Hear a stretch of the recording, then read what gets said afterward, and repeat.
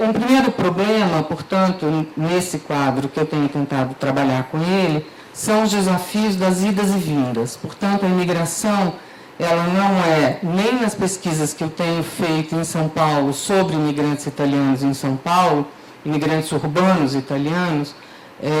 ela não é uma ruptura, ela pode até ser um abandono do lugar de origem, mas por muitas maneiras e por muitas práticas, os trânsitos entre o chamado lugar de acolhimento, o Brasil, e os lugares de origem, eles permanecem, seja por idas e vindas físicas, seja por envios de dinheiro, seja por manutenção de laços familiares retomados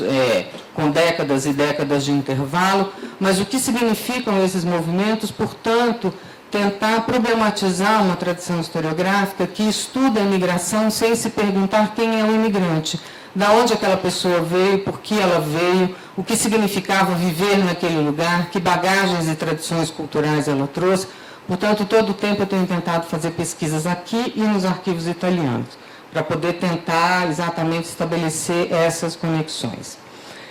Um outro problema, um outro desafio que eu tenho tentado trabalhar com ele, é como sair da ideia do estrangeiro a partir de uma fala oficial, uma fala das elites, que ficou recorrentemente incorporada numa certa leitura do nacional, ou leitura da sociedade brasileira, que é o desejo da recepção do imigrante, ou seja, o imigrante como algo, ou como alguém, ou como grupos que nos trariam possibilidades civilizacionais e possibilidades de branqueamento. Cada vez mais eu tenho procurado trabalhar com a ideia do estrangeiro como um problema, como um desafio, como uma tensão social que encontrou no seu cotidiano real neste país, e no caso específico nesta cidade de Belo Horizonte, um conjunto enorme, sucessivos e desafios sucessivamente repostos nesta tensão entre ser estrangeiro e ser nacional, entre ser italiano e ser brasileiro. Portanto, o ítalo-brasileiro não é um hífen de conexão, é um movimento de ida e vinda que estabelece aproximações, mas que estabelece distanciamentos que não são os mesmos nas trajetórias de vida, nem do meu bisavô e do meu avô, e nem dos outros imigrantes com os quais eu tentei trabalhar em São Paulo. Portanto, a imigração para o imigrante ela é um trauma que se refaz muitas vezes, e para o Brasil a ideia do estrangeiro ela não é nem uma ideia de assimilação, nem uma ideia de isolamento. Ela opera nessa ambiguidade das relações de acolhimento e das relações de rejeição. O meu período, 1896-1942, ele coincide com episódios da trajetória de vida dos meus bisavós e do meu avô, mas ele exatamente é um período que revela, que me permite explorar muitos desses movimentos de ida e vinda, muitas dessas tensões e dessas profundas dificuldades em ser, de muitas maneiras, estrangeiros. No caso de Belo Horizonte, e eu vou ver se eu consigo falar um pouco disso, se o tempo me permitir, isso vai se expressar, como em São Paulo, as minhas pesquisas já têm mostrado, num apagamento físico da memória do imigrante, na substituição das casas ecléticas que eles sabiam fazer pela arquitetura moderna, que a partir do final dos anos 30, e sobretudo na década de 40, será a linguagem a partir da qual Belo Horizonte, Juscelino, Niemeyer, Pampulha, etc., etc., se apresentará para o mundo. Esse momento coincide, então, com um esfacelamento, eu acho, desta presença ou de uma determinada maneira de lidar com a questão do estrangeiro. Bom, os meus personagens, se eu conseguir fazer isso aqui, andar aqui, eles nasceram ambos nessa pequena cidade próxima a Roma, chamada Frascati. O meu bisavô nasceu lá, quando ele migra em 1996 com um contrato de trabalho para vir construir Belo Horizonte na condição de mestre de obra. A minha bisavó, que se chamava Helena, deve ficar em Frascati porque está grávida do meu avô. Então, o meu avô nasce em Frascati e depois o meu bisavô, que estava aqui, solicita ao Davi Campista, que era o chefe do escritório de imigração do Estado de Minas Gerais na Europa, a autorização, portanto, o dinheiro, os recursos para trazer a família que tinha ficado na cidade de Frascati. Nesta ocasião, o meu bisavô já tinha um outro filho, portanto, o meu avô não é o primogênito, e depois ele terá uma série de outros filhos aqui, e o caçula dessa família morre em Frascati em 1911, na ocasião de um dos retornos da família à cidade. Ora, esse primeiro quadro tem uma imagem, eu acho, isso, esse é o meu bisavô, e esta que chamava Alexandre, e esta é Helena, sua esposa. Ele chamava Alexandre Luiz Passi, e ela chamava Helena Giovannini. Ambos já nascidos em Frascati, que é um pequeno vilarejo a 15 minutos de trem, é a primeira linha de trem que foi construída na Itália, inclusive, Roma Frascati, e eles, então, moravam lá. O Alexandre vem para o Brasil já bastante idoso, para um movimento migratório, ele tinha 26 anos na ocasião, e toda a família dele e da esposa moravam em Frascati, numa região que praticamente não tem imigração. A região de Roma é a única região da Itália que, até onde eu saiba, cresce em termos populacionais no momento da grande imigração para o Brasil. Portanto, eu não tenho a menor ideia porque ele decidiu vir para o Brasil, a não ser que eu possa acreditar que a propaganda do Davi Campista naquele momento tenha sido tão bem feita, porque no navio que ele vem, com o qual ele chega no Rio, e depois o grupo que vem para a hospedaria em Juiz de Fora, tem um único outro italiano imigrante chamado Filippone Rocco, que também vem de Frascati, e as outras 5 famílias que vêm neste navio com contrato para vir para Belo Horizonte pelo governo do Estado, elas são, aí sim, famílias constituídas que vêm de Roma. Portanto, é interessante porque é um grupo de imigrantes sobre contrato para construir a capital, então, a cidade de Minas, que vem de uma região de baixa imigração. Portanto, foi um gesto individual de cada um deles a decisão, mas, evidentemente, houve um movimento e uma regimentação e uma contratação de trabalho coletiva na Itália, sobre a qual eu não consigo avançar e nem compreender bastante. A trajetória, então, do Alexandre aqui em Belo Horizonte, ele vai morrer só em 1958, mas ele chega, ele é um mestre de obras, ele vai trabalhar como mestre de obras, ele compra um terreno na Lagoinha, aqui na seção 6, logo no início, era um grande lote que ia da Rua Bonfim, tem outro mapinha, não tem? Da Rua Bonfim até a Além Paraíba, que evidentemente eu não vou achar aqui agora, acho que esse primeiro lote aqui, aonde ele constrói a casa da família, que ele vai ampliando ao longo das décadas e subdividindo o terreno, construindo outras casas de aluguel. Ele tenta, sucessivas vezes, comprar terrenos que a prefeitura vendia de forma módica dentro do plano diretor para estimular a construção. Todas as vezes ele perde os processos licitatórios para outros pretendentes com sobrenome brasileiro. Portanto, nem ele, nem todo mundo que tinha sobrenome italiano, que tentava comprar os terrenos da comissão construtora, conseguia, para poder fazer empreendimento. Eles não conseguiam se transformar em proprietários de terra dentro do plano diretor. Enfim, são as notícias que eu fui capaz de acompanhar pelos jornais. Então, aí eu consigo umas imagens da casa. Essa é a primeira casa que ele constrói no Bonfim, evidentemente nesse estilo eclético que marca a forma e a plástica da construção italiana no Brasil e em todos os lugares que tem uma forte presença de imigração italiana. Ele vai ampliando, tem mais 2 imagens, eu acho, da casa,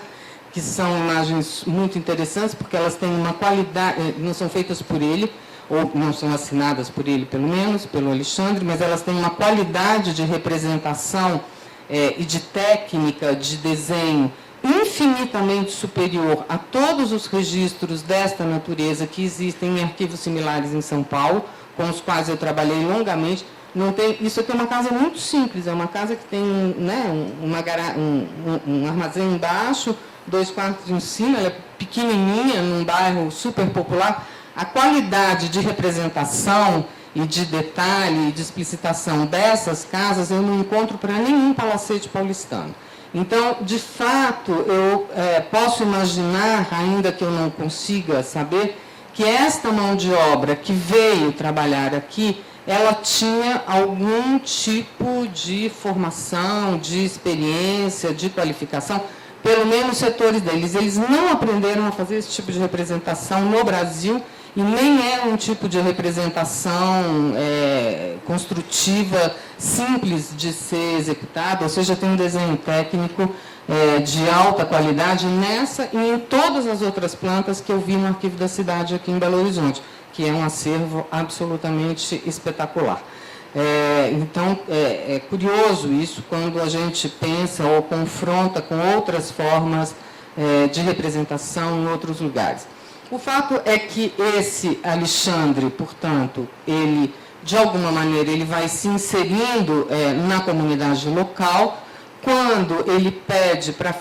os recursos para o Davi Campista para trazer a família de volta, a solicitação é feita simultaneamente por ele e pelo Agostinho Martini, esse sim, um imigrante muito mais conhecido, muito mais rico, dono de padaria, fábrica de macarrão, mas ele mesmo um construtor na sua origem, mas com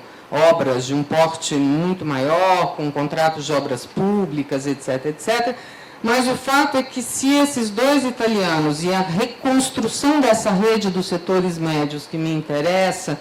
eles se conheceram em 1896 para encaminhar simultaneamente para o Davi Campista uma solicitação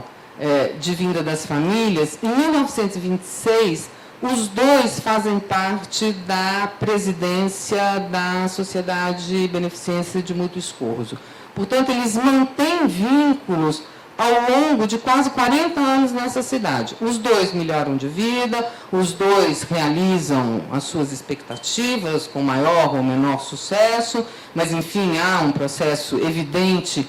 de ascensão social, diverso entre eles, mas igualmente potente para ambos, e eles mantêm os seus vínculos em torno de uma rede que envolvia, sim, esses setores médios, envolvidos no comércio, envolvidos nos projetos de construção, que não se transformaram nem nos grandes industriais, nem foram os italianos que prosperaram a ponto de fazer parte da elite local, e nem aqueles que, enfim, integraram as classes trabalhadoras, enfim, ou os agricultores, ou setores suburbanos, em outras possibilidades. O meu bisavô, portanto, ele realiza algumas viagens com a família para a Itália. E eu pesquisei nos arquivos italianos, do ponto de vista da comunidade de Frascati, da onde ele sai, ele nunca foi um imigrante, porque Frascati continua registrando todas as informações de residência, emprego, etc., etc., dele na comuna, nos registros gerais, nos maços de população da cidadezinha, como se ele tivesse viajado apenas. No entanto, e ele nunca se naturalizou, mas ele aqui no Brasil era reconhecido como imigrante. Portanto, é um trânsito muito curioso. Em 1910, 1911, ele pega toda a família, vai para Frascati, volta em 1912, enfim, tem registros em jornais, é uma história um pouco mais comprida para contar, mas ele deixa o meu avô na Itália para aprender um ofício. O meu tio mais velho vai ser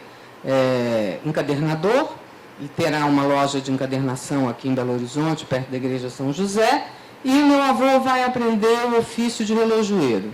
Entretanto, que são 2 ofícios de tradições artesanais não escolarizáveis, até onde eu já consegui entender, o que me leva a crer que o meu bisavô manteve vínculos e manteve laços na Itália tão potentes que ele conseguiu inserir os filhos em circuitos de formação próprio das práticas artesanais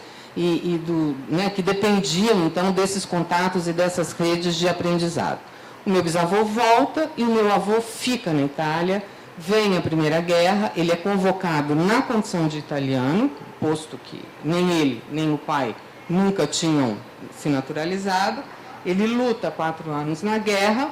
acho que tem umas imagens aí, porque isso aqui é a casa no Bonfim, em festas de casamento, onde por essas imagens, enfim, eu tenho identificado, eu tento identificar quem são esses personagens e procuro encontrar, ainda que pequenos vestígios da trajetória desses personagens, para poder constituir essas redes de sociabilidade, parentesco, aproximação, etc., etc., na cidade de Belo Horizonte. Então, essa era a casa dele, esse era o fundo da casa, esses são os irmãos, numa outra escada lateral que a casa tinha, e com isso, hoje, então, eu já tenho algumas redes que todas elas estão localizadas nesse setor mediano dos italianos de Belo Horizonte, que tem sempre vínculos na sociedade, e depois na Casa de Itália, cujos filhos estudaram na escola italiana, cujos filhos aprenderam a falar italiano, trajetória essa que foi interrompida pela Lei do Vargas em 1938, porque não era a intenção das famílias que a língua parasse de ser aprendida, mas eles foram compelidos e constrangidos ao abandono oficial das práticas que reafirmavam os seus lugares de italianos pelo governo Vargas, e, portanto, eles circulam nessa rede, digamos, de uma sociabilidade, de um associativismo italiano, e eu tenho tentado recuperar esses personagens para construir exatamente essas tramas, casamentos, festas, etc., etc. Bom, mas o fato é que o meu avô, então, vai para a Itália. Isso são 2 cartas que o bisavô escreve, uma em português e outra em italiano, para o neto, no mesmo ano, em 1950. Portanto, ele continuava mobilizando as 2 línguas dentro do trânsito familiar, o que significa aí um campo de tensões bastante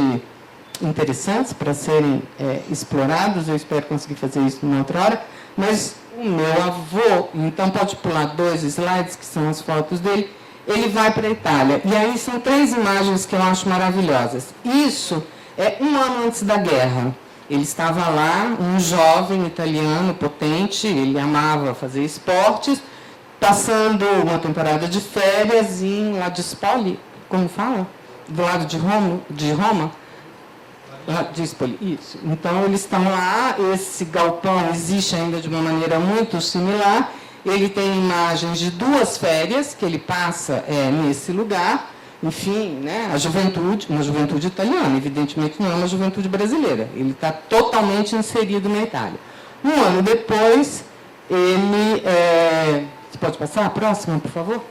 Ele é convocado para a guerra, e aí ele tira, então, a fotografia com o uniforme, manda um postal para a família, como milhares de soldados fizeram nesse tipo de imagem que tem alimentado os acervos pessoais aos quais o professor Franzina se referiu ontem. E a próxima imagem é desse mesmo jovem, a qualidade é péssima, porque eu não sei escanear direito, em 1920, 21, quando acaba a guerra. Ele ainda fica, no final da guerra, perto de 1 ano na Itália, antes de retornar ao Brasil, aí já como, enfim, um homem, né, de 20 anos, 20 e poucos anos de idade, que passou por essa experiência. Pois muito bem, portanto, depois de ter retornado à Itália, feito a sua formação na Itália, na ideia de ofício, portanto, que o qualificaria a continuar integrando esses setores de classe média num projeto de ascensão social,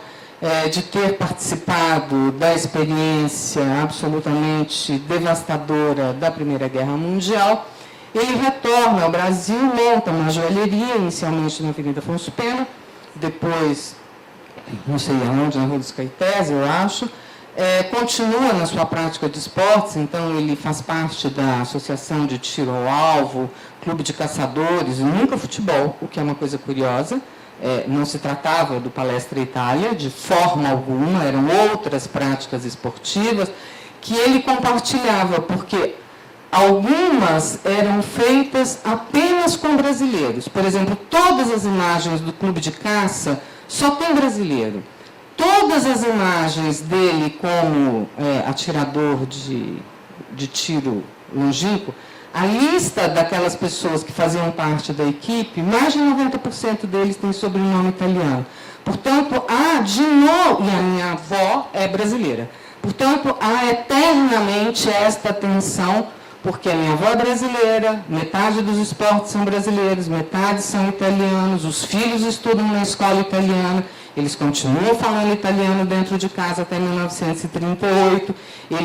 enfim, mas a joalheria dele tem um nome brasileiro, enfim, são ambiguidades e ambivalências que perpassam esta situação, que, de novo, para mim não é o hífen, mas é a explicitação de um campo de tensões enormes. Em 1926, ele faz parte também da diretoria da Società Italiana, na qualidade de fiscal sanitário.